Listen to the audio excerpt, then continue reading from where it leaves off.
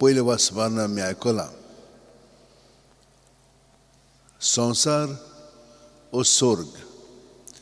आमी ह्या संवसारांत आयल्यान ह्या संवसारांत रावच्याक न्हय, पूण संवसारांत कितें देवान घडोवन हाडलां तें पळोवन ताका मान दिवन ताची सेवा करून परतून वचूंक. देवाच्या भुरग्यांचें जिवीत आमी ह्या संवसारांत जियोंक जाय आनी तें आमी कशें जियेता ताचेच मदतीन. ताणें आमकां पयले सुवातेर स्वतंत्र दवरली, पूण ही स्वतंत्रताय आमची ओगडायली. ताका लागून ताणें ताच्या पुताक धाडलो आनी आमी पळयता ताच्या पुताक धाडला.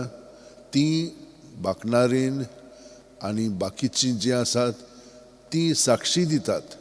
ती म्हणटात वय ह्या भुरग्या पासत आमी सगळें जें आयकलां तें ताचे सगळें शांती पावून येतले आनी ताचेर आमी आमचो विस्वास दवरूंक जाय.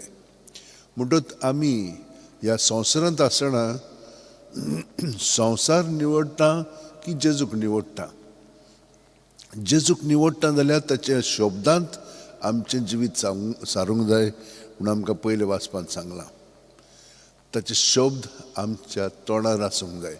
न्हयच जेजू म्हणपाचें, पूण ताचीं उतरां जीं आमकां तोखतात तीं आमी मनांत धरूंक जाय आनी तीं आमी उच्चारीत रावंक जाय.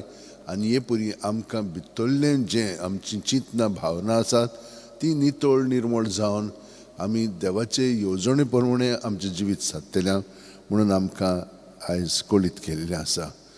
तर हे भशेन तर आमी जियेत जाल्यार जेजू भाशेन आमी जाणवायेन बोगतल्या, गोठायेन वाडटल्या आनी देवाची मजत आमकां सदांच आसतली म्हणून आयज आमकां कळीत केल्लें आसा. तर हें सगळें घडोवन येवच्याक आमच्या हात शेवटेन दवरया, दोळे बंद करया.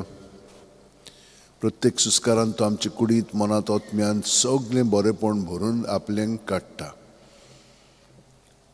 आनी आमचे मदें आहा तितलें आमी भायर काडया.